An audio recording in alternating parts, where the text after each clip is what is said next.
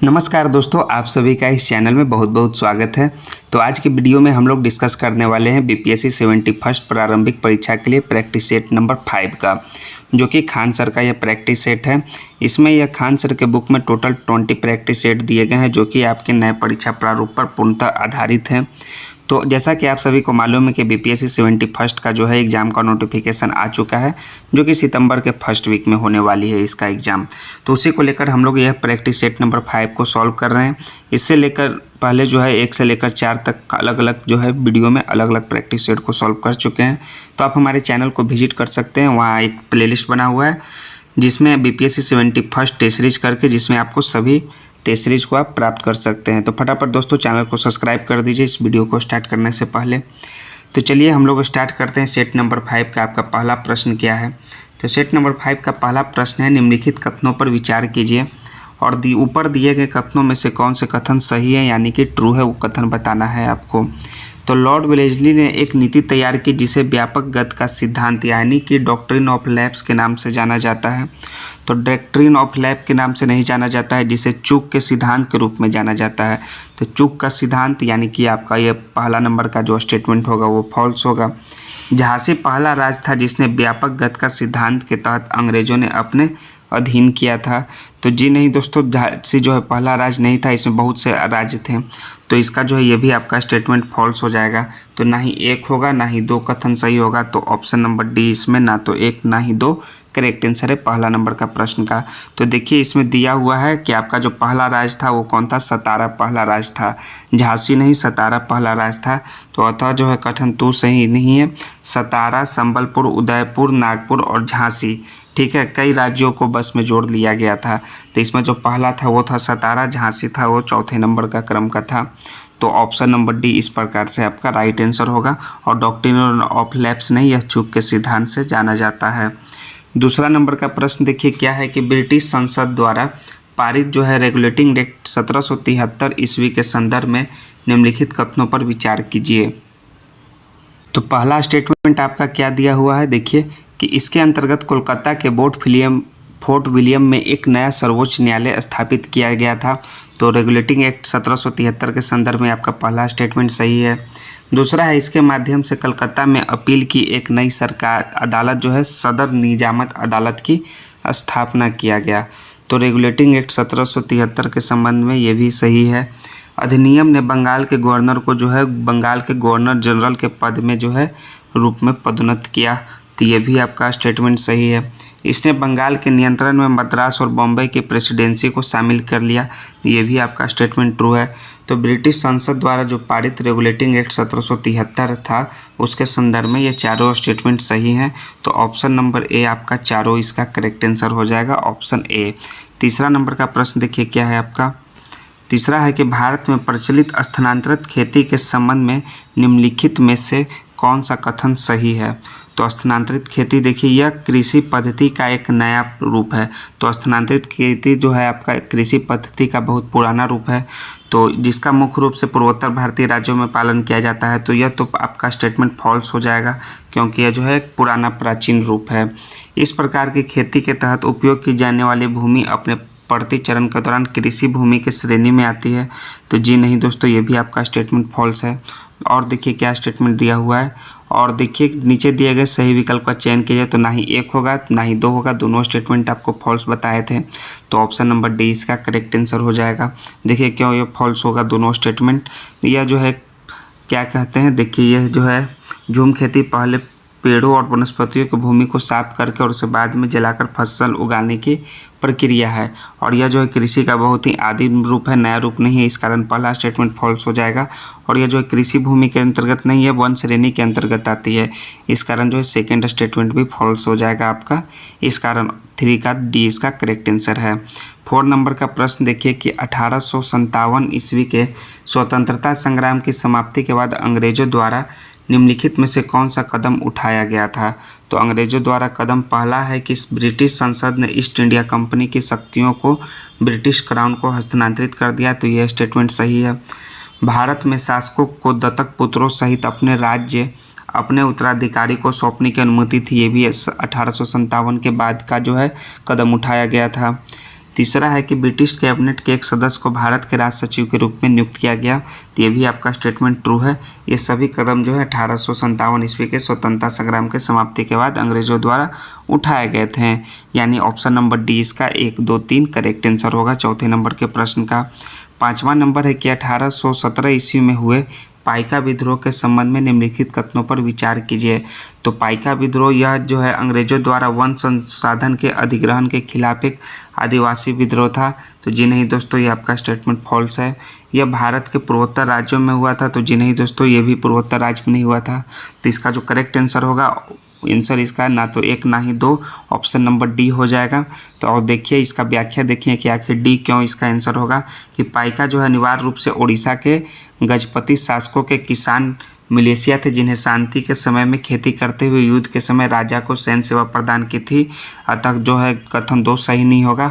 और यह किसान विद्रोह उड़ीसा में तब हुआ जब ब्रिटिश इंडिया कंपनी ने खोड़दा साम्राज्य के लिए पाइक को उनकी सैन्य सेवा के लिए दिया था और किराया जो मुक्त भूमि है उस पर कब्जा कर लिया था। तो अतः जो है कथन 1 भी सही नहीं होगा। इस कारण ऑप्शन नंबर डी इसका राइट आंसर है, पाइका विद्रोह से संदर्भ में जो स्टेटमेंट दिया हुआ है।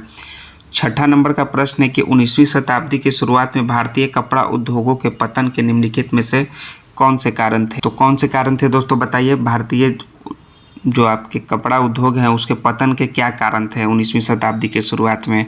उसके पतन के जो कारण थे कि ब्रिटेन में जो है कपास उद्योगों का विकास हो गया, और दूसरा है कि भाई ब्रिटेन में भारतीय वस्त्रों का जो है उच्च शुल्क लगाया गया था। इस कारण जो है भारतीय कपड़ा उद्योग का पतन होने लगा। सो 1 और 2 ऑप्शन नंबर सी इसका करेक्ट आंसर हो जाएगा छठा नंबर के प्रश्न का। भारतीय वस्त्रों की खराब गुणवत्ता इसका प्रमुख कारण नहीं थे। भारतीय वस्त्र की जो गुणवत्ता है वो बहुत ही अच्छी होती थी। छठा के बाद 7वां नंबर का प्रश्न है कि भारत में अधिकांश सूती मिलें 19वीं शताब्दी के दौरान बॉम्बे में स्थापित की गई थी। तो निम्नलिखित में से कौन सा इसके कारण थे। तो इसके कारण कौन कौन थे। तो पहला है कि भारत से इंग्लैंड और चीन को कच्चे कपास के निर्यात के लिए बॉम्बे जो है एक महत्वपूर्ण बंदरगाह था। तो यह तो कारण आपका हो जाएगा। दूसरा है कि बॉम्बे जो है पश्चिमी भारत के विशाल काली मिट्टी क्षेत्र के समीप है। ये भी आपका कारण है। इस कारण ये दोनों कारण जो है बॉम्बे में स्थापित किया गया अधिकांश सूती मिलें। सो ऑप्शन सी इसका करेक्ट आंसर है, 1 और 2 दोनों। 7th का आपका सी राइट आंसर होगा। 8 नंबर का प्रश्न देखिए क्या है। भारतीय इतिहास के संदर्भ में वुड स्पैच के संबंध में निम्नलिखित में से कौन से कथन सही हैं। तो देखिए कौन कौन से स्टेटमेंट हैं। इसने पहली बार भारत में अंग्रेजी शिक्षा की अवधारणा पर जोर दिया। दूसरा स्टेटमेंट है इसने प्राथमिक से कॉलेज स्तर तक शिक्षा के माध्यम के रूप में अंग्रेजी की वकालत की। और कौन से स्टेटमेंट है, चलिए दो स्टेटमेंट तो देख लिए। तीसरा स्टेटमेंट भी दिया हुआ है, तो जी नहीं दोस्तों, तो ये जो है आपका दोनों स्टेटमेंट जो है वो आपका फॉल्स है कि इसने जो है पहली बार जो है भारत में अंग्रेजी शिक्षा की अवधारणा पर जोर दिया था, ये भी फॉल्स है। और इसने प्राथमिक से कॉलेज स्तर तक के शिक्षा के माध्यम के रूप में अंग्रेजी की वकालत की थी, ये भी फॉल्स है। तो ना ही 1 होगा ना ही 2 होगा। अब ये दोनों क्यों नहीं होगा, चलिए इसका व्याख्या देखते हैं उत्तर में कि वुड स्पैच जो है मुख्य रूप से भारत में अपनाई जाने वाली शैक्षिक नीति की रूपरेखा पर आधारित था। इसने भारत में यूरोपीय शिक्षा और अंग्रेजी शिक्षा की प्रणाली पर जोर दिया। हालांकि यह भारत में अंग्रेजी शिक्षा को शुरू करने या उस पर जोर देने वाला पहला व्यक्ति नहीं था। यह मकाले के कार्यविद थे जिन्होंने सबसे पहले भारत में अंग्रेजी शिक्षा पर जोर दिया था। तो कथन 1 आपका गलत हो जाएगा। और वुड स्पैच ने सुझाव दिया कि प्राथमिक विद्यालयों को स्थानीय भाषाओं को अपनाना चाहिए, उच्च विद्यालयों को एंग्लो स्थानीय भाषा को अपनाना चाहिए और शिक्षा के लिए कॉलेज स्तर पर अंग्रेजी माध्यम को अपनाना चाहिए। तो इस कारण जो है कथन 2 भी सही नहीं है। तो ना 1 सही है ना ही 2 सही है। सो ऑप्शन नंबर डी इसका राइट आंसर हो जाएगा। नेक्स्ट है 9वां नंबर का प्रश्न देखिए कि गांधी जी के संदर्भ में निम्नलिखित कथनों पर विचार करें और कौन से कथन सही हैं। तो भारत में अंग्रेजी शिक्षा की शुरुआत के खिलाफ थे, तो यह स्टेटमेंट ट्रू है आपके। और स्वतंत्र भारत की उनकी दृष्टि धार्मिक बहुलवाद पर आधारित था, ये भी आपका स्टेटमेंट ट्रू है। तो 1 और 2 जो है गांधी जी के संदर्भ में दोनों कथन सही हैं। सो ऑप्शन नंबर सी 9वां नंबर के प्रश्न का करेक्ट आंसर हो जाएगा। उनके अनुसार जो है अंग्रेजी में शिक्षा ने भारतीयों को अपंग बना दिया था। इस कारण जो है वे अंग्रेजी भाषा के वे खिलाफ थे। नेक्स्ट है 10वां नंबर का प्रश्न कि 1875 ईस्वी में स्थापित आर्य समाज के संबंध में निम्नलिखित कथनों में से कौन से कथन सही हैं, यानी कि ट्रू स्टेटमेंट कौन सा है 10वां का बताना है। तो ट्रू स्टेटमेंट है आपका पहला कि इसकी स्थापना स्वामी दयानंद सरस्वती ने किया। तो जी सही है दोस्तों, आर्य समाज की स्थापना स्वामी दयानंद सरस्वती ने की है। और आर्य समाज के सदस्य जो है मूर्ति पूजा को अस्वीकार करते थे। तो ये भी आपका स्टेटमेंट जो है आर्य समाज के संबंध में सही दर्शाता है। तो 1 और 2 दोनों आपके सही हैं, तो ऑप्शन नंबर सी इसका करेक्ट आंसर है। और देखिए तीसरा सब प्रश्न बनता है कि दयानंद सरस्वती ने आर्य समाज की स्थापना कब किया, तो क्या 1875 ईस्वी में। ठीक है, तो ऑप्शन सी 10वां का राइट आंसर है। 11 नंबर का प्रश्न है कि imperial legislative council of India में पारित 1929 ईस्वी के बाल विवाह निरोधक अधिनियम ने शुरुआत में लड़कियों और लड़कों के विवाह की उम्र क्रमशः क्या क्या तय किया था। तो लड़कियों के लिए 14 वर्ष तय किया गया था और लड़कों के लिए 18 वर्ष, जो बाद में जो है 18 वर्ष लड़कियों के लिए हो गया और लड़कों के लिए 21 वर्ष हो गया। ठीक है, सो ऑप्शन नंबर 20 का राइट आंसर हो जाएगा 11 नंबर के प्रश्न का। नेक्स्ट चलिए 12 नंबर का प्रश्न देखते हैं कि 1867 ईस्वी में स्थापित प्रार्थना समाज के बारे में निम्नलिखित कथनों पर विचार कीजिए। इसकी स्थापना आत्मारंग पांडुरंग ने की है, तो ये तो स्टेटमेंट ट्रू है। इसका उद्देश्य लोगों को एक ईश्वर में विश्वास दिलाना था, ये भी स्टेटमेंट ट्रू है प्रार्थना समाज के बारे में। और तीसरा जो आपका स्टेटमेंट हो जाएगा कि इसका स्थापना जो है 1867 ईस्वी में हुआ, ये भी आपका प्रश्न एक बन गया। तो 1 और 2 इसका राइट आंसर हो जाएगा ऑप्शन नंबर सी, कि इसके संस्थापक जो है आत्मारंग पांडुरंग थे और इसकी स्थापना 1867 ईस्वी में किया गया था। 13 नंबर का प्रश्न देखिए कि 1951-52 ईस्वी के पहले भारतीय आम चुनाव के संदर्भ में निम्नलिखित कथनों पर विचार कीजिए और कौन से कथन सही हैं। तो पहला स्टेटमेंट दिया हुआ है कि पहले राष्ट्रीय चुनाव में केवल जो है पुरुषों को वोट देने की अनुमति थी। तो जी नहीं दोस्तों, सार्वभौमिक अधिकार था, सभी लोगों को वोट देने की अनुमति था। तो ये आपका तो पहला फॉल्स हो जाएगा। लोकसभा की 489 सीटों में चुनाव हुए थे, तो जी नहीं दोस्तों, 489 सीटों में चुनाव, जी सही दोस्तों, ये आपका 489 सीटों में चुनाव हुए थे। और कांग्रेस पार्टी जो है कुल वोट शेयर का 50% से अधिक प्राप्त करने में सफल रही। तो जी नहीं दोस्तों, 50% से कम, लगभग 45% वो वोट प्राप्त किए थे। तो केवल जो है आपका दूसरा ऑप्शन सही है कि 489 सीट के चुनाव हुए थे। तो दूसरा केवल, यानी कि ऑप्शन नंबर सी इसका राइट आंसर हो जाएगा 13 नंबर के प्रश्न का। देखिए जो है कितना, वो है 45%, कितना कांग्रेस जो है 45% जो है प्राप्त हुआ था। इस कारण जो है आपका कथन 3 भी सही नहीं है। और ये जो सार्वभौमिक वयस्क मताधिकार को अपनाना था, इसमें जो है आपको सभी लोगों को मतदान करने की अनुमति थी। इस कारण पहला और तीसरा फॉल्स स्टेटमेंट है। 14 नंबर का प्रश्न है कि एक दलीय प्रणाली के संबंध में निम्नलिखित में से कौन सा कथन जो है आपका सही है। ठीक, तो पहला स्टेटमेंट है कि यह मजबूत वैकल्पिक राजनीतिक दलों की अनुपस्थिति में निहित है, तो यह आपका स्टेटमेंट ट्रू है। दूसरा है कि यह कमजोर जनमत के कारण होता है, तो जी नहीं दोस्तों, यह कमजोर जनमत के कारण नहीं होता है। यह देश के औपनिवेशिक अतीत से जुड़ा हुआ है, तो ये भी स्टेटमेंट ट्रू है। यह किसी देश में लोकतांत्रिक आदर्शों की अनुपस्थिति को दर्शाता है, तो जी नहीं दोस्तों, ये भी आपका कथन फॉल्स है। तो 1 और 3 इसका जो है करेक्ट आंसर हो जाएगा। तो 1 और 3 देखिए कौन सा स्टेटमेंट में दिया हुआ है, आपका स्टेटमेंट आपका ए में दिया हुआ है 1 और 3। तो ऑप्शन नंबर ए इसका करेक्ट आंसर है, केवल 1 और 3। 15 नंबर है कि भारत में भाषाई आधार पर राज्यों के गठन के संदर्भ में निम्नलिखित कथनों पर विचार कीजिए। क्या है भाषाई आधार पर राज्यों के गठन? तो आपका है कि प्रधानमंत्री नेहरू और साथ ही वल्लभ भाई पटेल भाषाई राज्यों के निर्माण के खिलाफ थे। तो जी सही है दोस्तों, वे जो है इसके खिलाफ थे, वे रोकना चाहते थे। सो ऑप्शन नंबर ए इसका राइट आंसर होगा, कथन ए। दूसरा है कि आंध्र प्रदेश जो है भाषाई आधार पर बनने वाला पहला राज्य था। तो जी सही है दोस्तों, आंध्र प्रदेश जो है आपको 1 अक्टूबर 1953 ईस्वी को भाषाई आधार पर बनने वाला पहला राज्य था। तो ये भी स्टेटमेंट ट्रू है। तो 1 और 2 जो है करेक्ट है, तो ऑप्शन नंबर सी इसका राइट आंसर हो जाएगा 15 नंबर के प्रश्न का। 16 नंबर है कि निम्नलिखित कथनों पर विचार करें और उनमें से कौन से जो है सही है। तो कौन सा स्टेटमेंट सही है वो आपको बताना है। तो पहला स्टेटमेंट है कि भारत में पहला पुर्तगाली बंदरगाह 1503 में कोच्चि यानी कोचीन में स्थापित किया गया था। तो कोच्चि और दूसरा है कि Vasco da Gama Cape of Good Hope से भारत के लिए एक वैकल्पिक मार्ग की खोज की, क्योंकि सुएज नहर से समुद्री मार्गों पर अरबों का प्रभुत्व था। तो ये तो आपका स्टेटमेंट तो ट्रू है। और जो पहला पुर्तगाली बंदरगाह 1503 में कोच्चि में स्थापित नहीं किया गया था दोस्तों, ये जो है 1502 ईस्वी में कोचीन में स्थापित किया गया था। कब? 1502 ईस्वी में। तो 1502 होगा, ना कि 1503 होगा। सो ये आपका ये जो है पहला स्टेटमेंट फॉल्स हो जाएगा। तो पहला स्टेटमेंट फॉल्स हो गया, तो यानी कि केवल 2 इसका राइट आंसर है। तो ऑप्शन सी 16 का राइट आंसर हो जाएगा। 17 नंबर है कि तीसरे आंग्ल मैसूर युद्ध को समाप्त करने के लिए टीपू सुल्तान और अंग्रेजों के बीच निम्नलिखित में से कौन सी संधि पर हस्ताक्षर हुए थे? तो उस संधि का नाम है दोस्तों श्रीरंगपट्टनम की संधि। इसमें जो है तीसरी आंग्ल मैसूर युद्ध को समाप्त करने के लिए टीपू सुल्तान और अंग्रेजों के बीच संधि हुआ था। सो ऑप्शन सी इसका राइट आंसर हो जाएगा 17 नंबर के प्रश्न का। 18 नंबर है कि चोल काल के संबंध में नीचे दिए गए कथनों पर विचार कीजिए और कौन से कथन सत्य हैं वो आपको बताना है। कि चोल काल में किसानों की बस्तियों को उड़ कहा जाता था, जो सिंचित खेती के परिणाम स्वरूप बहुत समृद्ध हो गई। तो यह स्टेटमेंट आपका ट्रू है। दूसरा है कि गांवों के समूह को नाडू कहा जाता था और नाडू जो है प्रशासनिक कार्य करता था, जैसे न्याय देना, कर एकत्रित करना। तो ये भी आपका स्टेटमेंट ट्रू है चोल काल के संबंध में। तो 1 और 2 दोनों कथन सत्य हैं, यानी ऑप्शन नंबर सी इसका राइट आंसर हो जाएगा।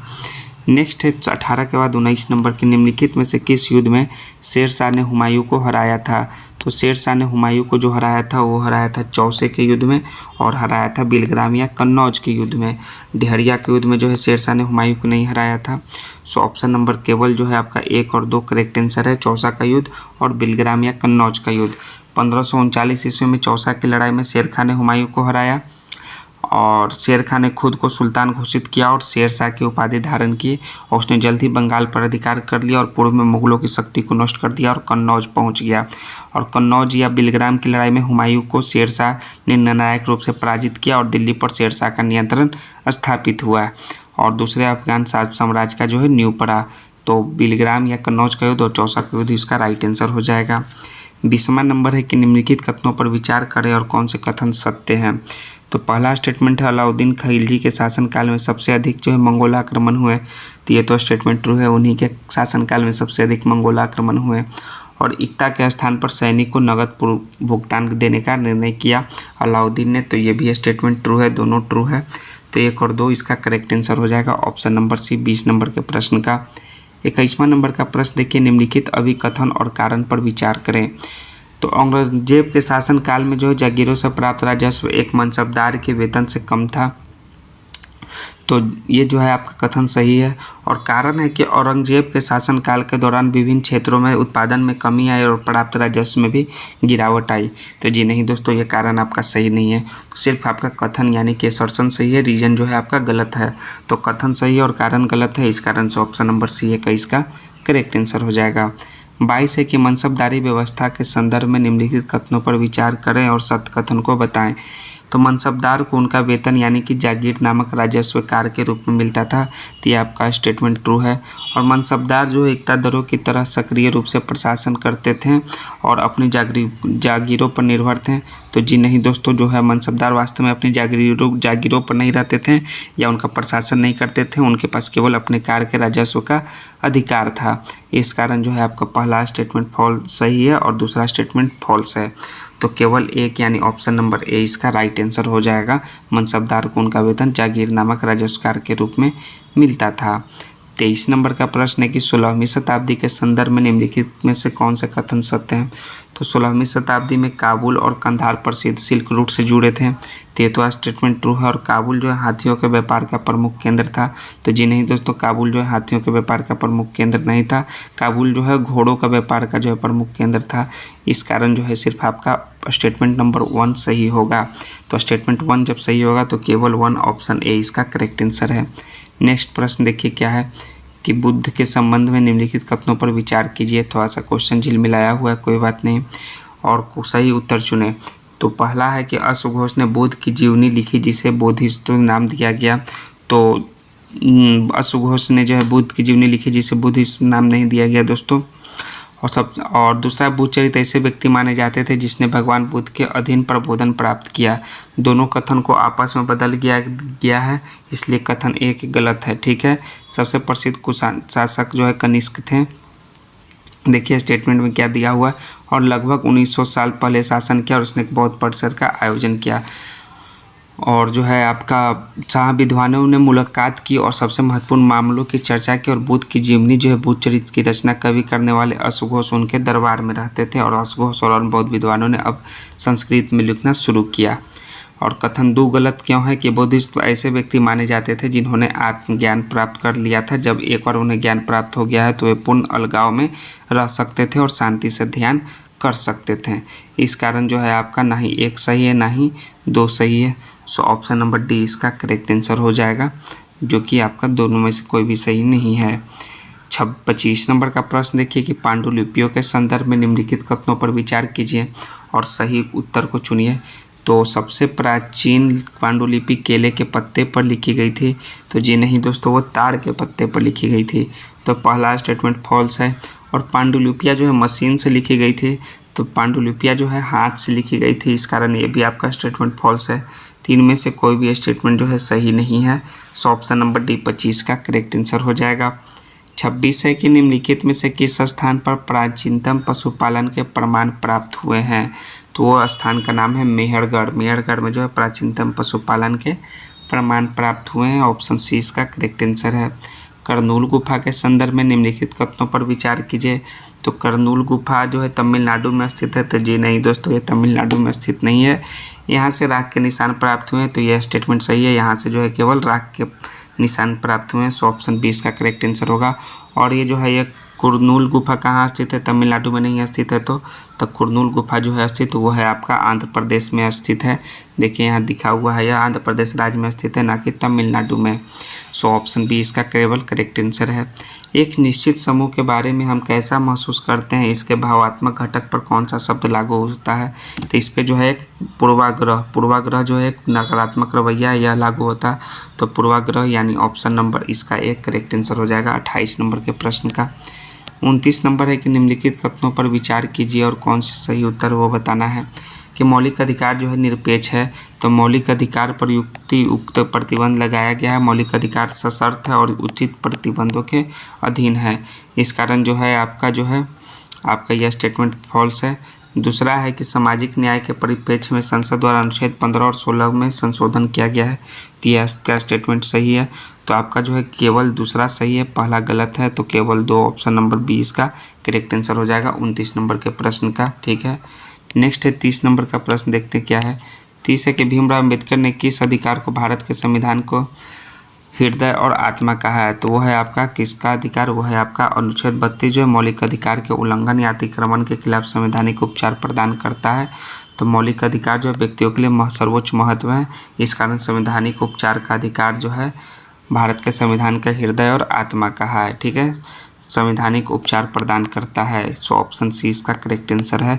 भीमराव अम्बेडकर द्वारा संविधान का आत्मा जो है संवैधानिक उपचार प्रदान करना, यह है संविधान का हृदय और आत्मा। 33 नंबर का प्रश्न है कि LM सिंघवी समिति की सिफारिशें निम्नलिखित में से कौन सी है। तो यह जो सिफारिश है कि गाँव के समूहों के लिए न्याय पंचायतें बनाई जानी चाहिए, ये आपका सिफारिश सही है। पंचायती राज संस्थाओं को संवैधानिक मान्यता, ये भी आपका स्टेटमेंट सही है। ग्राम पंचायतों के लिए अधिक वित्तीय संसाधन, ये भी आपका सही है। तो ऑल जो है इसका राइट आंसर हो जाएगा जो LM सिंघवी समिति की सिफारिशें हैं। सो ऑप्शन नंबर डी इसका करेक्ट आंसर है उपयुक्त सभी 31 नंबर के प्रश्न का। नेक्स्ट है 32 नंबर का प्रश्न, देखिए क्या है। 32 है कि निम्नलिखित कथनों पर विचार कीजिए और उपयुक्त कथन में से कौन सा स्टेटमेंट सही है। तो पहला है कि समानता हमारे संविधान का एक महत्वपूर्ण सिद्धांत है, समानता। ठीक है, तो यह स्टेटमेंट सही है। सरकार ने लैंगिक असमानता को कम करने के लिए देश के कई गाँवों में आंगनबाड़ियों की स्थापना की है, तो ये भी आपका स्टेटमेंट सही है।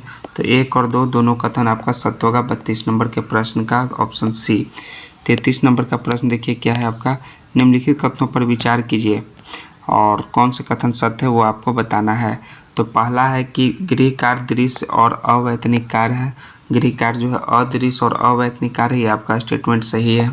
डबल बर्डन शब्द का प्रयोग आमतौर पर महिलाओं की कार्य स्थिति का वर्णन करने से किया जाता है, तो ये भी आपका स्टेटमेंट सही है दोस्तों।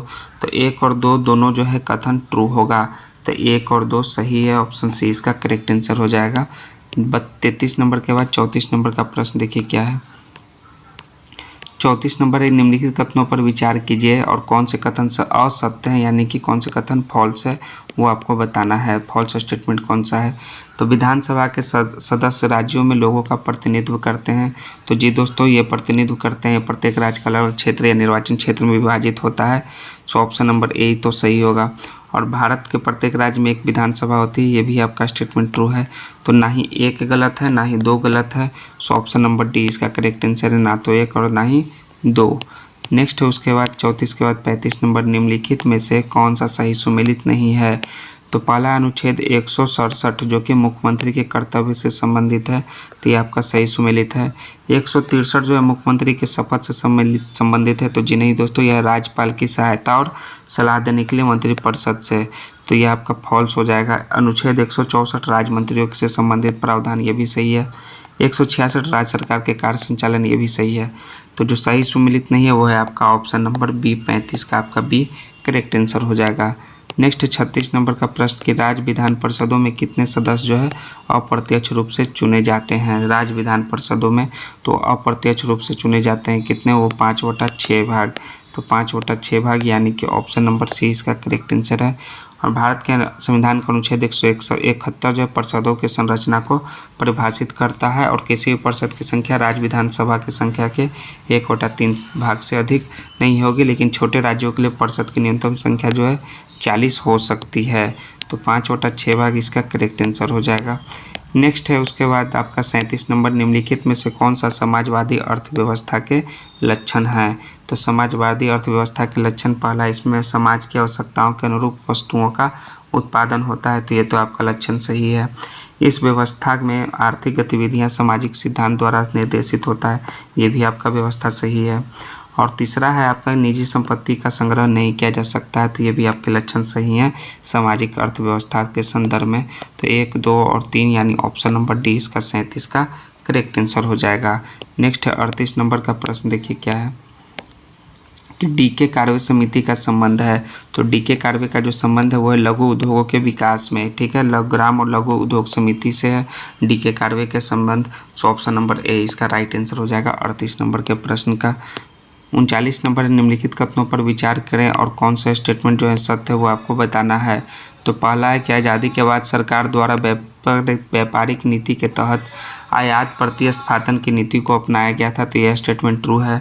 आयात प्रतिस्थापन की नीति के तहत आयात को प्रोत्साहित किया जाता है, तो आयात को प्रोत्साहित नहीं किया जाता है दोस्तों, निर्यात को आयात प्रतिस्थापन के रूप में जो है आयात को प्रोत्साहित नहीं किया जाता है। इस नीति का उद्देश्य आयातों को घरेलू उत्पादन से बदलना या प्रतिस्थापित करना।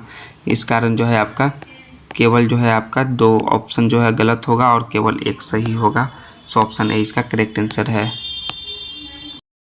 40 नंबर का प्रश्न देखिए कि 90 के दशक में भारत में वित्तीय संकट के समय किन अंतर्राष्ट्रीय संस्थाओं से ऋण प्राप्त किया था। तो भारत किन किन अंतर्राष्ट्रीय संस्था से ऋण प्राप्त किया था, तो वो किया था विश्व बैंक से और IMF से, यानी अंतर्राष्ट्रीय मुद्रा कोष से। इन दोनों जगह से जो है भारत ने ऋण प्राप्त किया था 90 के दशक में वित्तीय संकट के समय। सो केवल 1 और 4 ऑप्शन नंबर आपका 4 करेक्ट आंसर हो जाएगा, 1 और 4, ठीक है। 40 के बाद 41 नंबर का प्रश्न देखिए कि 1991 ईस्वी में अपनाई गई नई आर्थिक नीतियों के परिणामों के संदर्भ में नीचे दिए गए कथनों पर विचार कीजिए और सही उत्तर चुनिए। तो पहला है कि कृषि की संवृद्धि दर में गिरावट आई थी 1991 में नई आर्थिक नीति के परिणाम में, तो ये आपका स्टेटमेंट ट्रू है। विदेशी जो है प्रत्यक्ष निवेश में वृद्धि हुई थी, ये भी आपका स्टेटमेंट ट्रू है। विदेशी मुद्रा भंडार में वृद्धि हुई थी, ये भी आपका स्टेटमेंट ट्रू है। तो आर्थिक नीति के परिणाम में जो है ये तीनों जो है स्टेटमेंट जो है आपका ट्रू है, यानी कि ऑल इसका जो है राइट आंसर हो जाएगा उपरोक्त सभी ऑप्शन नंबर डी 41 नंबर के प्रश्न का। नेक्स्ट है 42 नंबर का प्रश्न कि भारत में कृषि के क्षेत्र में निम्नलिखित में से किस प्रकार की बेरोजगारी पाई जाती है। भारत के कृषि के क्षेत्र में तो बेरोजगारी पाई जाती है आपका मौसमी बेरोजगारी और दूसरा जो है प्रच्छन्न बेरोजगारी। ये दोनों जो है आपको भारत में कृषि के क्षेत्र में पाई जाती है। प्रच्छन्न बेरोजगारी जो है भारत में बेरोजगारी का एक सामान्य रूप है। 1950 ईस्वी के दशक के अंत में किए गए एक अध्ययन में भारत में लगभग 1/3 कृषि श्रमिकों को क्षण्य रूप से बेरोजगार दिखाया है, ठीक है। इस कारण जो है ऑप्शन 4 इसका है। और भारत में जो मौसमी बेरोजगार इसलिए प्रचलित है कि एक समान रूप है क्योंकि कृषि में काम जो है मौसमी है और गाँव के जो साल के सभी महीनों में रोजगार के अवसर नहीं प्राप्त होते हैं। इस कारण मौसमी बेरोजगारी और प्रच्छन्न बेरोजगारी ये दोनों जो है भारत के कृषि के क्षेत्र में पाए जाते हैं। सो केवल 1 और 4 ऑप्शन नंबर डी इसका 42 का करेक्ट आंसर हो जाएगा। 43 नंबर का प्रश्न देखिए कि निम्नलिखित में से कौन से ऊर्जा के गैर पारंपरिक स्रोत के अंतर्गत आते हैं। तो गैर पारंपरिक स्रोत के अंतर्गत कौन कौन है। पहला ऑप्शन है सौर ऊर्जा, दूसरा है ज्वारीय ऊर्जा, तीसरा है पेट्रोलियम और पवन ऊर्जा। नीचे दिया हुआ है, देखिए कि कूट में जो है आपको कौन कौन से उत्तर सही हैं, ठीक है, वो आपको बताना है। तो पहला तो आपका सौर ऊर्जा, और दूसरा पेट्रोलियम ऊर्जा, और तीसरा पवन ऊर्जा जो है आपके गैर पारंपरिक स्रोत के अंतर्गत आते हैं। ज्वारीय ऊर्जा जो है इसके अंतर्गत नहीं आते हैं। सो 1, 3 और 4 इसका करेक्ट आंसर हो जाएगा। तो दोस्तों, पेट्रोलियम ऊर्जा नहीं आते हैं, ज्वारीय ऊर्जा आते हैं लेकिन पेट्रोलियम ऊर्जा नहीं आते हैं। सो 1, 2 और 4 इसका करेक्ट आंसर हो जाएगा। पेट्रोलियम ऊर्जा जो है वो पारंपरिक स्रोत के अंतर्गत आते हैं, ठीक है। सो ऑप्शन नंबर इसका जो है आपका 1, 2 और 4, ऑप्शन नंबर डी इसका करेक्ट आंसर हो जाएगा। 1, 2 और 4, ठीक है। नेक्स्ट है आपका प्रश्न है 44 की सांसद आदर्श ग्राम योजना SAGY के संबंध में नीचे दिए गए कथनों पर विचार कीजिए और कौन से कथन सत्य हैं। तो यह योजना 2015 में शुरू किया गया था, तो जी नहीं दोस्तों, यह 2014 में शुरू किया गया था, तो ये आपका स्टेटमेंट फॉल्स है। इस योजना के तहत 2019 तक प्रत्येक संसद को 3 गांव मॉडल के रूप में कार्य करने हैं, तो ये आपका स्टेटमेंट ट्रू है। यह जो है केवल मैदानी इलाकों में योजना लागू होती है, तो नहीं दोस्तों, यह जो है आपके मैदानी इलाकों और पहाड़ी इलाकों में भी आपको यह योजना लागू होती है, पहाड़ी इलाकों में भी होती है, इस कारण ये आपका स्टेटमेंट ये भी फॉल्स है।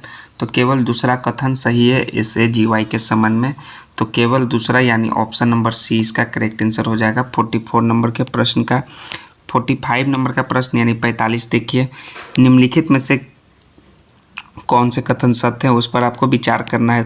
तो पहला आपका स्टेटमेंट है कि वे सभी क्रियाएं जो GDP में योगदान देती है आर्थिक क्रियाएं कहलाती है, तो ये आपका स्टेटमेंट ट्रू है। दूसरा है कि वे सभी व्यक्ति जो आर्थिक क्रियाओं में संलग्न होते हैं श्रमिक कहलाते हैं, ये भी स्टेटमेंट ट्रू है। तीसरा स्टेटमेंट है कि स्वनियोजन में लगे व्यक्ति भी श्रमिकों के अंतर्गत आते हैं, तो ये भी आपका स्टेटमेंट ट्रू है। तो ऑल जो है आपका जो कथन दिया हुआ है सभी स्टेटमेंट ट्रू हो जाएंगे, उपरोक्त सभी ऑप्शन नंबर डी 45 का करेक्ट आंसर हो जाएगा। 46 नंबर का प्रश्न देखिए क्या है कि निम्नलिखित कथनों पर विचार कीजिए और ऊपर दिए गए कौन से कथन सही हैं वो आपको बताना है। तो ऊपर दिए तीनों कथन दिया हुआ, एक पहला, दूसरा और तीसरा। तो पहला स्टेटमेंट क्या है आपका? पहला स्टेटमेंट है कि वे श्रमिक जो अपनी आजीविका कमाने के लिए एक उद्यम के मालिक हैं और उसका संचालन करते हैं वह स्वरोजगार के रूप में जाने जाते हैं। तो स्वरोजगार के रूप में जाने जाते हैं, ये आपका स्टेटमेंट ट्रू हो जाएगा। दूसरा है कि निर्माण कामगारों में दिहाड़ी मजदूर के रूप में जाना जाता है, तो निर्माण कामगारों को जो है दिहाड़ी मजदूर के रूप में जाना जाता है, ये भी स्टेटमेंट आपका ट्रू है। जब कोई कर्मचारी किसी व्यक्ति या उद्यम द्वारा नियुक्त किया जाता है और नियमित रूप से अपना वेतन प्राप्त होता है तो उन्हें जो है नियमित वेतन भोगी कर्मचारी के रूप में जाना जाता है, तो ये भी आपका स्टेटमेंट ट्रू है। तो तीनों आपका कथन जो है सत्य होगा, तो सत्य होगा यानी ऑप्शन नंबर डी इसका राइट आंसर हो जाएगा 46 नंबर के प्रश्न का। 47 नंबर का प्रश्न है कि अति लघु साख कार्यक्रम है किससे संबंधित है वो बताइए। अति लघु साख कार्यक्रम यह जो है आपका स्वयं सहायता समूह यानी SHG से संबंधित है और इसमें प्रत्येक सदस्य के न्यूनतम योगदान द्वारा छोटे अनुपात में मितव्ययिता को बढ़ावा देते हैं और जमा किए गए धन से जरूरतमंद सदस्यों को उचित ब्याज दरों पर छोटी किस्तों में चुकाने के लिए क्रेडिट दिया जाता है। तो स्वयं सहायता समूह जो है अति साख कार्यक्रम से संबंधित है यानी ऑप्शन ए इसका करेक्ट आंसर है 47 नंबर के प्रश्न का। 48 नंबर है कि निम्नलिखित कथनों पर विचार कीजिए और कौन से कथन सत्य है वो आपको बताना है। तो पहला स्टेटमेंट है कि विनिर्माण से संबंधित गतिविधियां द्वितीयक क्षेत्रक के अंतर्गत आती हैं, तो द्वितीयक क्षेत्रक के अंतर्गत आती हैं, जी दोस्तों ये आपका स्टेटमेंट ट्रू है। और शहरी श्रमिकों को जो है सर्वाधिक रोजगार जो है तृतीयक क्षेत्रक में प्राप्त होता है, तो ये भी आपका स्टेटमेंट ट्रू है, तृतीयक क्षेत्रक में ही प्राप्त होता है। तो पहला स्टेटमेंट ट्रू है, दूसरा स्टेटमेंट ट्रू है, तो 1 और 2 दोनों इसका करेक्ट आंसर हो जाएगा ऑप्शन नंबर सी 48 नंबर के प्रश्न का। 49 नंबर देखिए निम्नलिखित कथनों पर विचार कीजिए और कौन से कथन सही है वो आपको बताना है। तो उच्चतम न्यायालय के निर्णय सभी न्यायालयों के लिए बाध्यकारी होते हैं, ये आपका स्टेटमेंट ट्रू है। दूसरा है कि उच्च न्यायालय मौलिक अधिकारों की बहाली के लिए रिट जारी नहीं कर सकता है, तो जो है 3 प्रकार की रिट जारी करता है, इस कारण ये आपका स्टेटमेंट फॉल्स है। और अधीनस्थ न्यायालय केवल आपराधिक प्रकृति के मामलों पर विचार करते हैं, तो यह जो है दीवानी और आपराधिक दोनों प्रकार के जो है मामलों पर जो है वे विचार करते हैं, तो दीवानी और आपराधिक दोनों है यानी कि ये भी आपका स्टेटमेंट फॉल्स है। तो केवल पहला कथन जो है आपका वो सही होगा।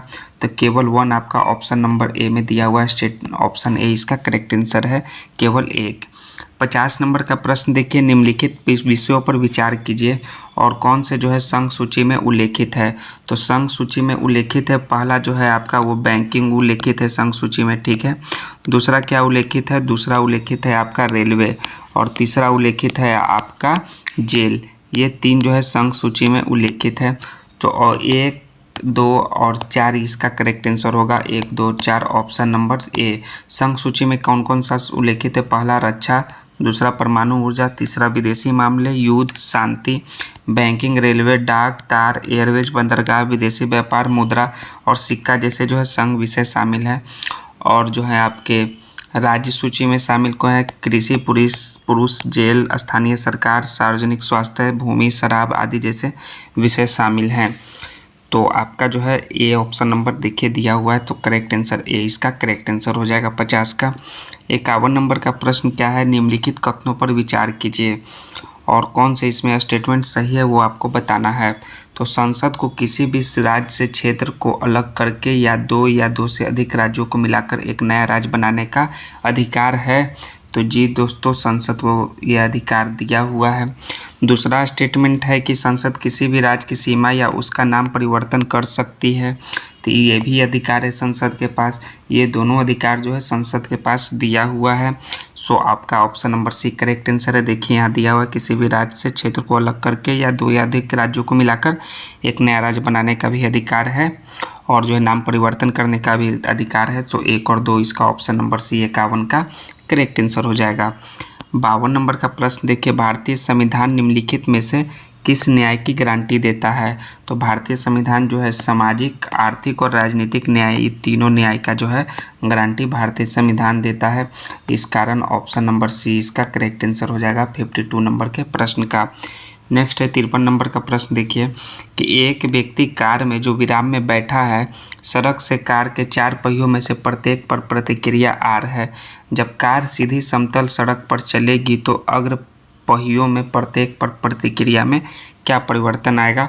तो ये आपका साइंस से रिलेटेड प्रश्न स्टार्ट हो गया। 53 नंबर का प्रश्न, तो क्या होगा, यह जो है आर के बराबर होगा। किसके बराबर होगा, आर के बराबर होगा, कोई भी परिवर्तन नहीं आएगा, आर के बराबर होगा।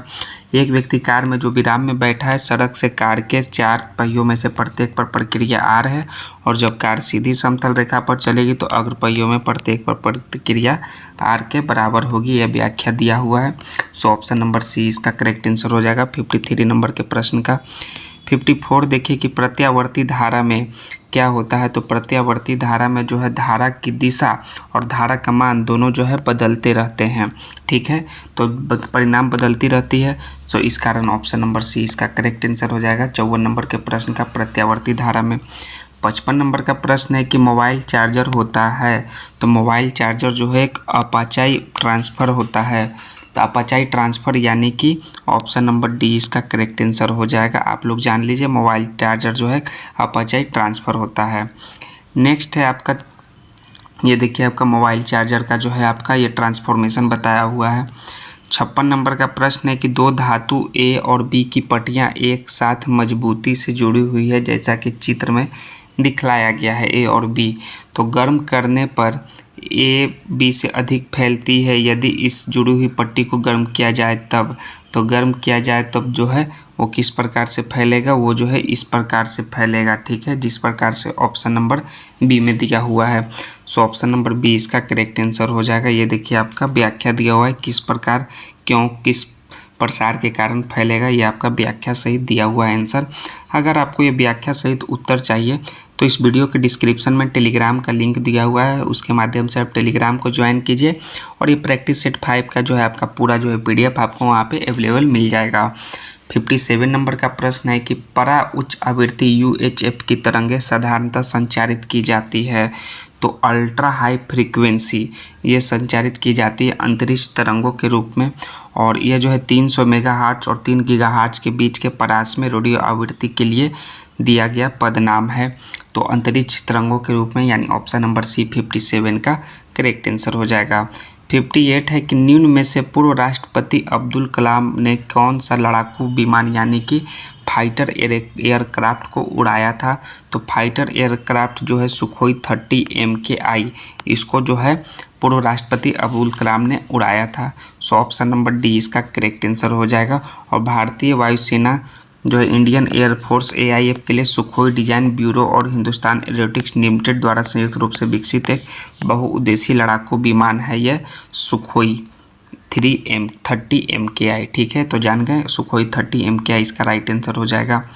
सूची 1 को सूची 2 से सुमेलित कीजिए और नीचे दिए गए कोड का प्रयोग करके सही उत्तर का चयन कीजिए। आपका यहाँ कोड दिया हुआ है। ठीक है, तो कोड दिया हुआ है तो आपका देखिए ये चारों ऑप्शन है। ठीक है,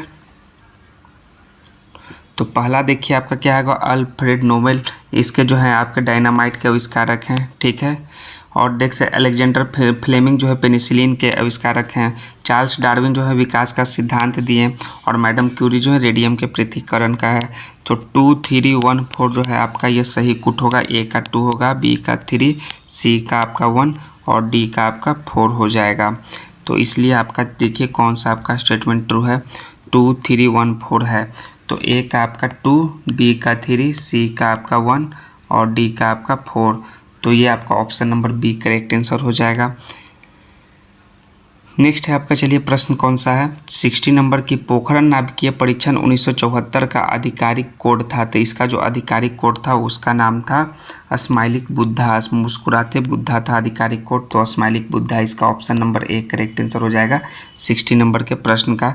61 है कि निम्नलिखित में से कौन सा युग्म जो है सुमेलित नहीं है। तो मेसॉन का खोज जो हिडेकी युकाओ ने किए थे ये आपका सही सुमेलित है। पॉजिट्रॉन का खोज जो है वो CD एडरसन एवं UHF है, ये भी सही है। सूर्य तथा तारों में ऊर्जा उत्पादन का सिद्धांत HA बेथे ने किया, ये भी आपका स्टेटमेंट सही है। पारा यूरेनियम तत्वों का जो है एनरिक फॉर्मी संश्लेषण, यानी ये आपका स्टेटमेंट फॉल्स है। इसका जो करेक्ट आंसर होगा आपका ऑप्शन डी होगा, जो कि सही युग्म जो है सुमेलित नहीं है। ठीक है, नेक्स्ट है देखिए कि क्यों यह सही सुमेलित नहीं, इसका कौन सा 61 का करेक्ट आंसर होगा। ये जो होगा आपका 61 का जो होगा 62 नंबर है कि सूची 1 को सूची 2 से सुमेलित कीजिए। उपकरण, यंत्र और मापन की गई राशियाँ। ठीक है, उपकरण, यंत्र है और मापन की गई राशियाँ हैं। तो सूची 1 को सूची 2 से सुमेलित कीजिए। एमी मीटर, तो एमी मीटर का जो है धारा से सही सुमेलित होगा। ठीक है, उसके बाद आपका हाइग्रोमीटर का जो है आपका होगा वो सापेक्ष आर्द्रता से सुमेलित होगा। स्प्रिंग तुला उसका जो होगा भार से होगा और बैरोमीटर जो होगा उसका दाब से होगा। यानी कि आपका ए का कौन सा हो गया 3 हो गया, बी का 4 हो गया, सी का 2 हो गया और डी का 1 हो गया। तो आपका ऑप्शन नंबर बी में देखिए दिया हुआ है 3, 4, 2, 1। ऑप्शन नंबर बी इसका करेक्ट आंसर हो जाएगा। नेक्स्ट है आपका प्रश्न कि मोटर कारों के अपेक्षाकृत नए मॉडलों की निम्नलिखित विशेषताओं पर विचार कीजिए और इनमें से कौन सी विशेषताएं मोटर कारों के अपेक्षाकृत नए मॉडल को अधिक ईंधन दक्ष बनाती है। ईंधन दक्ष बनाती कौन कौन सा है, वो है रेडियल टायर, सही है। दूसरा आपका सुप्रवाही ढांचा, ये नहीं है दोस्तों। बहुबिंदु ईंधन अंतःक्षेप, ये भी स्टेटमेंट सही। और उत्प्रेरक परिवर्तक रेचक सहित, ये भी 3 जो है आपका जो है ये तीनों जो चीज़ जो है वो अधिक ईंधन दक्ष बनाती है। सो डी इसका ऑप्शन नंबर 1, 3, 4 करेक्ट आंसर हो जाएगा 63 नंबर के प्रश्न का। 64 है कि रबड़ को जो है वल्कनित करने के लिए प्रयुक्त तत्व है। तो फटाफट दोस्तों कमेंट में आंसर दीजिए कौन सा तत्व है। तो वो है आपका सल्फर। सल्फर जो है आपका वल्कनित करने के लिए प्रयुक्त तत्व है। तो ऑप्शन नंबर ए 64 का करेक्ट आंसर हो जाएगा। 65 है अश्रु गैस है। तो अश्रु गैस जो है वो है अमोनिया है, यानी NH3 जो है एक आंसू गैस है। सो ऑप्शन नंबर ए इसका करेक्ट आंसर हो जाएगा। और ये जो है अमोनिया जो है गंध वाली रंगहीन गैस और यह हवा से हल्की होती है और इसका वाष्प घनत्व जो है 8.5 है। यह जल में अति विलय है। ठीक है, और अमोनिया के जलीय घोल को लेकर अमोनिया कहा जाता है। ये सभी आपको अमोनिया से इम्पोर्टेंट कुछ फैक्ट्स दिए हुए हैं, व्याख्या दिए हुए हैं। तो आपको ये टेलीग्राम पर ये सभी व्याख्या का PDF मिल जाएगा। पूरे आपका प्रैक्टिस सेट नंबर 5 का पूरा PDF वहाँ अवेलेबल है। 66 है निम्नलिखित में से किस गैस की प्रतिशत मात्रा आयतन में वायुमंडल में सबसे कम है। तो क्या पूछ रहा है आयतन में, तो प्रतिशत मात्रा जो है आयतन में वायुमंडल में सबसे कम वो कौन सा है, वो है आपका CO2 कार्बन डाइऑक्साइड जो है वो सबसे कम है, इस कारण ऑप्शन नंबर बी इसका करेक्ट आंसर हो जाएगा। यह जो है आयतन के हिसाब से 0.03% पाई जाती है धरती पर। देखिए यहाँ आपका दिया हुआ है व्याख्या में। और एक रंगीन तथा गंधहीन गैस है जो पृथ्वी पर जीवन के लिए अत्यावश्यक है। सो ऑप्शन बी इसका करेक्ट आंसर है 66 का बी। नेक्स्ट है 67 की निम्न में से किसमें कार्बन मिलता है। तो कार्बन जो है आपको सिर्फ लिग्नाइट में मिलता है, ना ही लोहा में मिलेगा, ना ही आपको चांदी में मिलेगा, ना ही टीन में। सो ऑप्शन ए लिग्नाइट 67 का करेक्ट आंसर हो जाएगा। 68 नंबर का प्रश्न देखिए, निम्नलिखित में से क्या जल से हल्का होता है। तो जल से हल्का जो होता है वो होता है सोडियम यानी कि Na, जिसे हम लोग रासायनिक संकेतक रूप में लिखते हैं।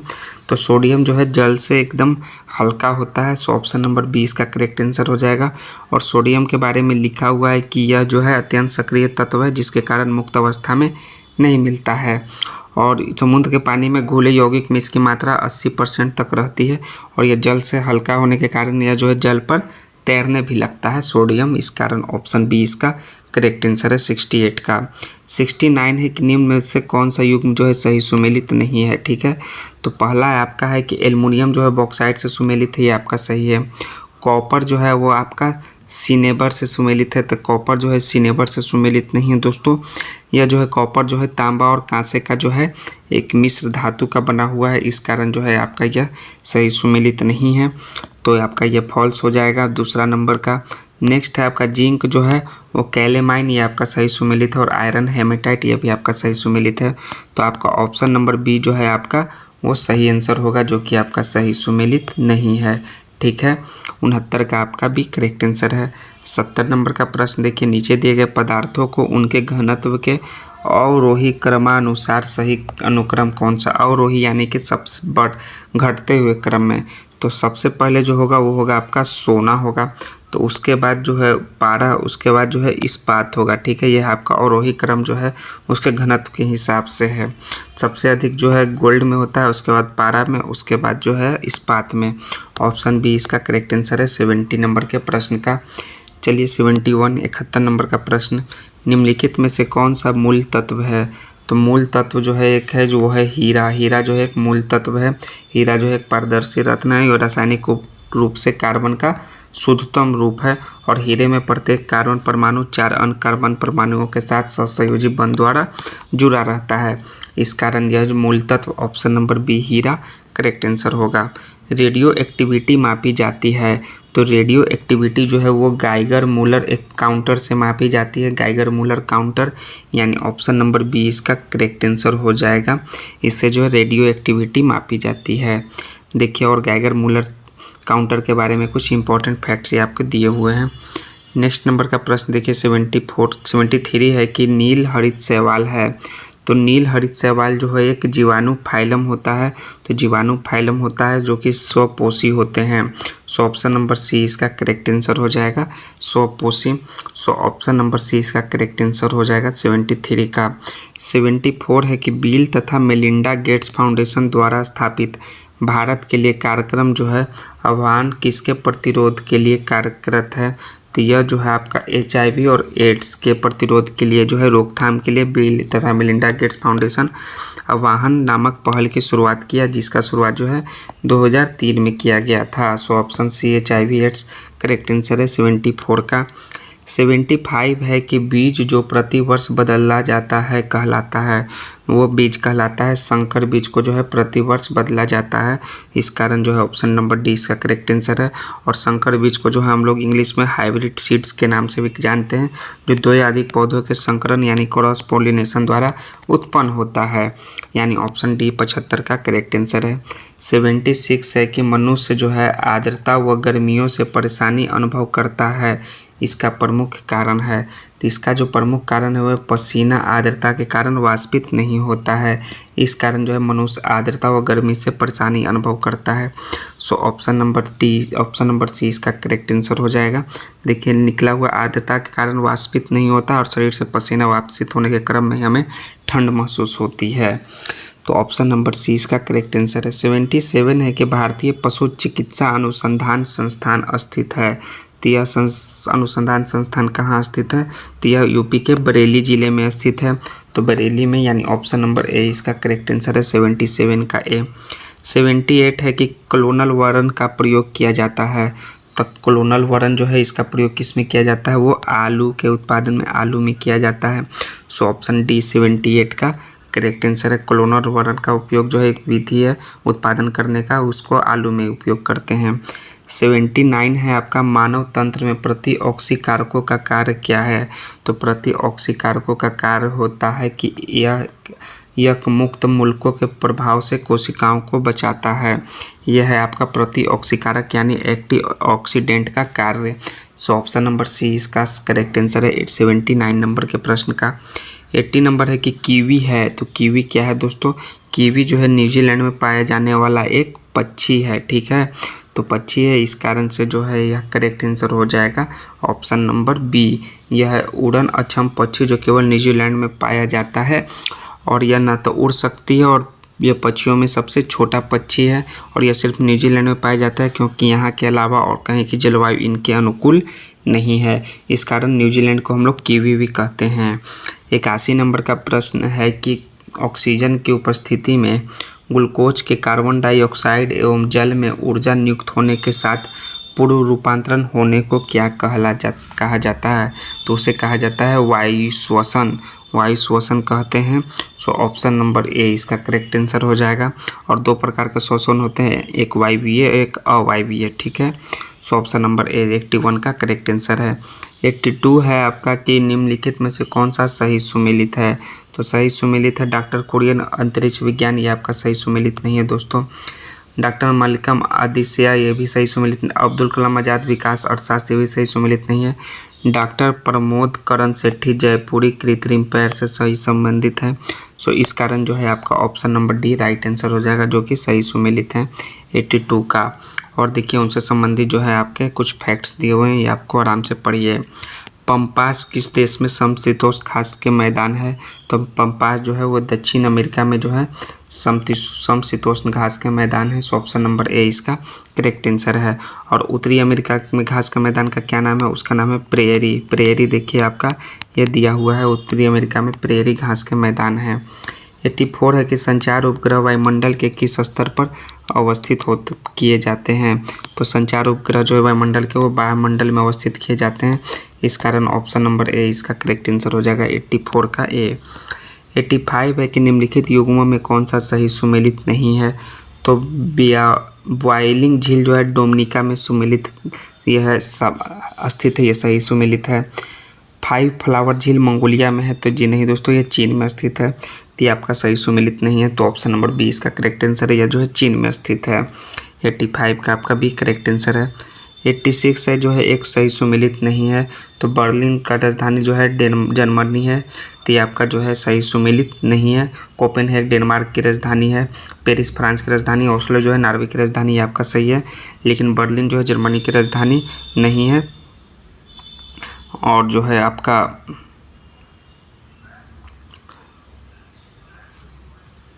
जर्मनी जो है एक राज्य, बर्लिन जो है एक राज्य भी है। सो इस कारण ऑप्शन नंबर बी इसका करेक्ट आंसर होगा जो कि आपका सही सुमेलित नहीं है। देखिए आपका ये दिया हुआ है, ठीक है। 87 नंबर है कि भारत के निम्नलिखित में से कौन सी जनजाति प्रोटो ऑस्ट्रेलॉयड प्रजाति से संबंधित है। प्रोटो ऑस्ट्रेलॉयड प्रजाति से संबंधित है, उस जाति का नाम है आपका संथाल जनजाति। सो ऑप्शन नंबर सी इसका करेक्ट आंसर हो जाएगा 87 का। 88 है कि निम्न में से कौन सुमेल नहीं है। तो है आपका मणिपुर, मणिपुर की राजधानी जो है इम्फाल होती है, आइजोल नहीं। सो यह आपका सही सुमेलित नहीं है, ऑप्शन नंबर इसका भी करेक्ट आंसर हो जाएगा। 89 है निम्नलिखित में से किस क्षेत्र में प्रवाल भित्ति नहीं पाई जाती है। तो प्रवाल भित्ति जो है कांबे की खाड़ी में प्रवाल भित्ति नहीं पाई जाती है। इस कारण जो है ऑप्शन नंबर ए इसका करेक्ट आंसर हो जाएगा। देखिए यहाँ इस खाड़ी में प्रवाल भित्ति नहीं पाई जाती है। भारत के निम्नलिखित तटों में से कौन सा कृष्णा डेल्टा एवं केप कोमोरिन के मध्य स्थित है। तो कौन सा स्थित है, वो है आपका कोरोमंडल तट। कोरोमंडल तट जो है आपका कृष्णा डेल्टा एवं केप कोमोरिन के मध्य स्थित है। सो ऑप्शन नंबर ए इसका करेक्ट आंसर हो जाएगा। नेक्स्ट है आपका 90 के बाद 91 नंबर का प्रश्न क्या है कि हिमालय में हिम रेखा निम्नलिखित में से किसके बीच होती है। तो हिम रेखा जो 4300 से 6000 मीटर पूर्व के बीच होती है। इस कारण ऑप्शन नंबर ए इसका करेक्ट आंसर हो जाएगा। 92 नंबर है कि निम्नलिखित कथनों पर विचार कीजिए। और कौन सा स्टेटमेंट सही है। तो मौन घाटी यानी साइलेंट वैली जो है राष्ट्रीय वन नलम्माई श्रेणी में है। तो जी नहीं दोस्तों, केरल के पलक्कड़ जिले के मन्नारकाट से इतना किलो दूर पर स्थित है। तो यह जो है आपका पहला स्टेटमेंट जो है वो फॉल्स हो जाएगा। मौन घाटी यानी साइलेंट वैली राष्ट्रीय वन के निकट पत्थर का डाबू जल विद्युत परियोजना बनाने का प्रस्ताव, ये भी स्टेटमेंट ट्रू है। और कुश्ती नदी जो है साइलेंट वैली के वर्षा प्राचुर वनों में से उद्भूत होती है। तो ये भी आपका स्टेटमेंट फॉल्स है। तो इस कारण जो है केवल जो है दूसरा स्टेटमेंट जो है ट्रू होगा, या ऑप्शन नंबर सी इसका सॉरी ये जो है यह जो है आपका कुंती नदी जो है मौन घाटी के वर्षा प्राचुर वनों से भी उत्पन्न होती है। तो 2 और 3 सही होगा, ऑप्शन नंबर सी इसका करेक्ट आंसर हो जाएगा। ठीक है, कुंती नदी जो है इसी से जो है प्रवाहित होती है घने जंगलों से। 93 नंबर का प्रश्न है कि पहाड़ियाँ क्षेत्र दिया हुआ है, उसको सही सुमेलित कौन कौन से वो आपको बताना है। तो आपका है कि कार्डामम की पहाड़ियाँ कोरोमंडल तट पर स्थित है, आपका सही सुमेलित नहीं है। जो सही सुमेलित है कि महादेव की पहाड़ियाँ जो है मध्य भारत में स्थित है, और मिकिर की पहाड़ियाँ पूर्वोत्तर भारत में, ये दोनों सही सुमेलित हैं। तो 3 और 4 ऑप्शन नंबर सी इसका भी करेक्ट आंसर हो जाएगा। मैकमोहन रेखा जो है सीमा रेखा बनाती है किन 2 देशों के बीच, वो भारत और चीन के बीच जो है सीमा रेखा बनाती है मैकमोहन रेखा। 94 का ये इसका करेक्ट आंसर हो जाएगा। नेक्स्ट है 95 की निम्न नगरों में से कौन सा कर्क रेखा के निकट स्थित है। तो है कलकत्ता जो है कर्क रेखा के निकट स्थित है। इस कारण जो है ऑप्शन नंबर 20 का करेक्ट आंसर हो जाएगा। और कर्क रेखा भारत के 8 राज्यों से होकर गुजरती है। ठीक है, और 8 राज्य में पश्चिम बंगाल है, इस कारण कोलकाता जो है सबसे निकट स्थित होगा। 96 है कि उष्णकटिबंधीय 96 है कि कौन सा कथन सत्य है, वो आपको विचार करना है। उष्णकटिबंधीय भूमध्य रेखा और ध्रुवों के बीच के क्षेत्र है, तो ये तो आपका स्टेटमेंट फॉल्स है। फ्रिगेट जोन उत्तरी ध्रुव व दक्षिण ध्रुव के बीच का क्षेत्र होता है, ये भी आपका फॉल्स स्टेटमेंट है। और मध्याह्न का सूर्य जो है उष्ण क्षेत्र में कम से कम एक ही बार जो है ठीक ऊपर होता है, तो ये आपका स्टेटमेंट ट्रू है। तो केवल 3 यानी ऑप्शन नंबर 20 का राइट आंसर हो जाएगा 96 का। 97 नंबर का प्रश्न देखिए कि निम्नलिखित कथनों पर विचार कीजिए और कौन सा स्टेटमेंट जो है आपका गलत कथनों का आपका चयन करना है। ठीक है, गलत कथन कौन सा है। तो जल डमरू मध्य 2 भूभागों को मिलाने वाली भूमि की एक संकरी पट्टी है, तो ये तो स्टेटमेंट फॉल्स है। इस्तमुस 2 बड़े जलीय निकायों को जोड़ने वाला पानी का एक संकीर्ण मार्ग है, तो ये भी आपका गलत स्टेटमेंट है। तो 1 और 2 दोनों जो है गलत कथन है, इसका 97 का सी करेक्ट आंसर हो जाएगा। नेक्स्ट है 98 हाल ही में बैलन डी'ओर पुरस्कार किस खिलाड़ी को दिया गया है। तो बैलन डी'ओर जो है लियोनेल मेसी को दिया गया है, और मेसी ने 8वीं और पुरस्कार जीता है, जो कि 2009, 10, 11, 12, 15, 19, 21 और 23 में जीता है। सो ऑप्शन नंबर 20 का करेक्ट आंसर है। 99 है कि 1 नवंबर को मध्य प्रदेश में स्थापना दिवस मनाया हुआ। नवंबर को कितने केंद्रशासित प्रदेश और राज्यों ने स्थापना दिवस मनाया। ठीक है, तो इसमें जो है आपके 7 लोगों ने, तो 7 राज्य हैं, आंध्र प्रदेश, हरियाणा, छत्तीसगढ़, केरल, कर्नाटक, मध्य प्रदेश, पंजाब, और 2 केंद्र शासित प्रदेश है, एक लक्षद्वीप और Puducherry. So option number C इसका करेक्ट आंसर हो जाएगा 99 का सी। 99 का बी, तो हो जाएगा 7 और 2 9 हो जाएगा। 7 राज्य और 2 आपका केंद्र शासित प्रदेश, इस कारण 9 ऑप्शन नंबर 20 का करेक्ट आंसर है। और 1 नवंबर 2023 को एमपी ने अपना 68वां जो है स्थापना दिवस मनाया, और 1 नवंबर 2024 को उन्होंने 69वां स्थापना दिवस मनाया।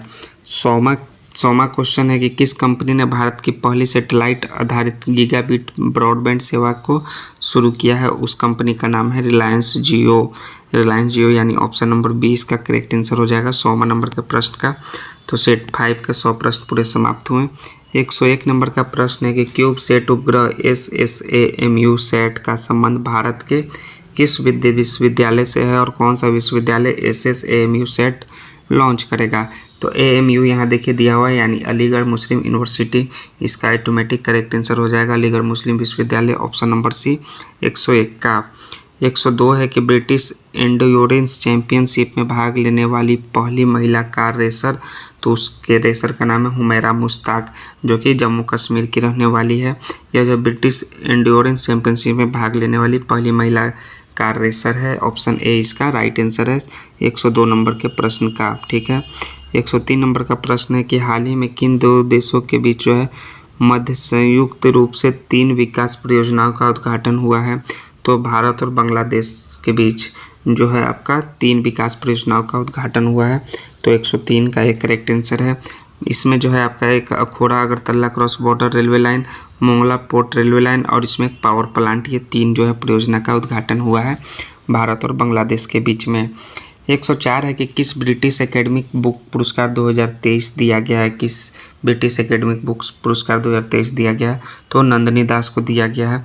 तो ऑप्शन नंबर 20 का करेक्ट आंसर होगा। उसका पुस्तक का नाम है courting India, England, Mughal India and the origins of empire के लिए ब्रिटिश अकादमिक पुरस्कार दिया गया है। ऑप्शन नंबर 20 का करेक्ट आंसर है 104 का। 105 है कि हाल ही में यूनेस्को ने सिटी ऑफ द लिटरेचर के रूप में मान्यता दी है, वह शहर का नाम है कोझिकोड व ग्वालियर। इस कारण ऑप्शन नंबर ए इसका करेक्ट आंसर हो जाएगा 105 का। ये सभी करंट अफेयर से रिलेटेड प्रश्न है। 106 है कि भारत के किस शहर के 10 वर्षीय विहान ताल्या को wild life of the year 2023 का पुरस्कार दिया गया है। तो किस शहर को, वो है बेंगलुरु शहर को जो है यह पुरस्कार दिया गया है। तो बेंगलुरु शहर के जो है 10 वर्षीय विहान ताल्या, उन्हें wild life of the year 2023 का पुरस्कार दिया है। सो ऑप्शन नंबर डी इसका करेक्ट आंसर है। इस अवार्ड को जो है फोटोग्राफी का ऑस्कर कहते हैं। 107 है कि भारतीय वायुसेना द्वारा राजस्थान के बाड़मेर से किस लड़ाकू विमान की विदाई की गई है। उसका नाम है MiG-21 बाइसन। MiG-21 को उड़ता ताबूत भी कहा जाता है और MiG-21 से 400 से अधिक हादसे हो चुके हैं और 2021 को उत्तरलाई स्टेशन बाड़मेर से जो है अपनी आखिरी उड़ान भरी थी और 1971 के भारत पाक युद्ध में अहम भूमिका निभाया था और 1963 में भारतीय वायुसेना में यह शामिल किया गया था और इसे जो है विदाई दिया गया है। MiG-21 बाइसन को उड़ता हुआ ताबूत भी कहते हैं। इसे 107 का एक करेक्ट आंसर है। 108 है कि हाल ही में सचिन तेंदुलकर की प्रतिमा किस स्टेडियम में लगाई गई है। तो इनके स्टेडियम कौन सा है, वो है वानखेड़े स्टेडियम में इनके प्रतिमा को लगाई गई है। ऑप्शन ए करेक्ट आंसर है और प्रतिमा की ऊंचाई 14 फीट और वास्तुकार कौन है, प्रमोद काम्बली हैं। तो ऑप्शन नंबर ए इसका करेक्ट आंसर है। और ICC द्वारा क्रिकेट विश्व कप 2023 का global brand ambassador Sachin Tendulkar को बनाया गया था। 109 नंबर का प्रश्न है कि पारूमाला पेरूनल महोत्सव भारत के किस राज्य में आयोजित हुआ। तो यह जो है भारत के केरल राज्य में यह मनाया जाता है और यह 2 नवंबर को त्यौहार मनाया जाता है। सो ऑप्शन नंबर सी इसका राइट आंसर है, केरल। 110 है कि भारत में सड़क दुर्घटनाएं 2022 की रिपोर्ट के अनुसार किस राज्य में सड़क दुर्घटनाओं में मृत्यु का प्रतिशत सबसे अधिक है। तो वो है आपका यूपी स्टेट, सबसे अधिक यूपी। उसका दूसरे पर तमिलनाडु है आपका दोस्तों मौतों में, और तीसरे पर आपका कौन सा हो जाएगा वो आपको कमेंट में आंसर देना है। पहला पर यूपी और दूसरे पर तमिलनाडु, और दुर्घटना में तमिलनाडु पहला पर और मध्य प्रदेश दूसरे पर। ठीक है। 110 के बाद आपका 111 नंबर का प्रश्न देखिए क्या है। वनडे क्रिकेट में सबसे तेज विकेट लेने वाला खिलाड़ी कौन है। तो वनडे क्रिकेट में सबसे तेज विकेट लेने वाला खिलाड़ी ये क्या है, 100 विकेट लेने वाला खिलाड़ी क्वेश्चन होना चाहिए। इस कारण से ऑप्शन नंबर डी साइन अफरीदी करेक्ट आंसर होगा। और यह जो है 51 मैचों में 100 विकेट लिए और मिचेल स्टार्क ने 52 मैचों में लिए थे। इस कारण ऑप्शन डी इसका करेक्ट आंसर है। वनडे क्रिकेट में सबसे तेज 100 विकेट लेने वाला खिलाड़ी यहाँ क्वेश्चन होगा। 111 का आपका डी करेक्ट आंसर है, शाहीन अफरीदी, जो कि पाकिस्तान का प्लेयर है। 112 नंबर का प्रश्न है कि भारत ने वनडे विश्व कप में किसको हराकर अपनी सबसे बड़ी जीत दर्ज की है। तो है श्रीलंका को हराकर, जो कि वानखेड़े स्टेडियम में हराए थे मुंबई में। कितने रन से हराया था, वो 302 रनों से हराया था 2 नवंबर को। यह जो है आपका सबसे बड़ी जीत दर्ज की है भारत ने। ऑप्शन डी इसका राइट आंसर हो जाएगा। हाल ही में PM नरेंद्र मोदी ने किस राज्य में हेरिटेज ट्रेन को जो है हरी झंडी दिखाई है। तो हेरिटेज ट्रेन जो है गुजरात की पहली हेरिटेज ट्रेन को झंडी दिखाया गया है PM मोदी के द्वारा। सो ऑप्शन सी इसका करेक्ट आंसर है। और 3 कोचों में जो है 48 सीट हैं। सो ऑप्शन नंबर सी इसका करेक्ट आंसर है। 114 है कि केंद्रीय वित्त मंत्री